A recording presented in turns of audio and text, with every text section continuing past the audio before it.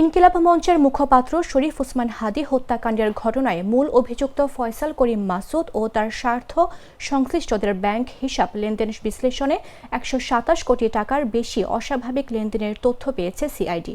বিভিন্ন আইনশৃঙ্খলা রক্ষাকারী বাহিনী ও গোয়েন্দা সংস্থা থেকে প্রাপ্ত তথ্য পর্যালোচনা ও বিশ্লেষণ করে প্রাথমিকভাবে সিআইডি এই অস্বাভাবিক লেনদেনের তথ্য পেয়েছে।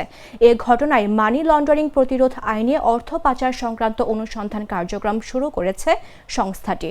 রোববার রাতে সিআইডির অতিরিক্ত বিশেষ পুলিশ সুপার আবু তালেব বলেন, ওসমান হাদী হত্যাকাণ্ডের মূল অভিযুক্ত ফয়সাল করিম মাসুদ ওরফে দাউদ খান ওরফে রাহুল এখনও গ্রেফতার না হলেও মামলার আলামত গোপন ও অভিযুক্তকে পালাতে সহায়তার অভিযোগে তার পরিবার সদস্য সহ একাধিক সহযোগীকে গ্রেফতার করেছে আইনশৃঙ্খলা বাহিনী।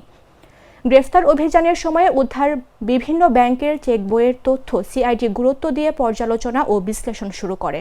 এতে দেখা যায় অভিযুক্ত ও তার স্বার্থ সংশ্লিষ্ট ব্যক্তি ও প্রতিষ্ঠানের বেশ কিছু চেক বইয়ে বিভিন্ন পরিমাণ অর্থের কথা উল্লেখ রয়েছে।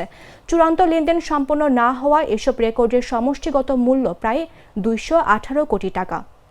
তবে সিআইডির প্রাথমিক বিশ্লেষণে দেখা যায় অভিযুক্ত এবং তার সংশ্লিষ্ট ব্যক্তি ও প্রতিষ্ঠানের বিভিন্ন ব্যাংক হিসাবে ১২৭ কোটি টাকার বেশি অস্বাভাবিক লেনদেন সংঘটিত হয়েছে, যা মানি লন্ডারিং, সংঘবদ্ধ অপরাধ এবং সন্ত্রাসী কার্যক্রম সংক্রান্ত অর্থায়নের সঙ্গে সম্পৃক্ত হতে পারে। বিষয়টি আমলে নিয়ে সিআইডি মানি লন্ডারিং বিষয়ে পৃথক অনুসন্ধান কার্যক্রম শুরু করেছে বলেও জানান তিনি।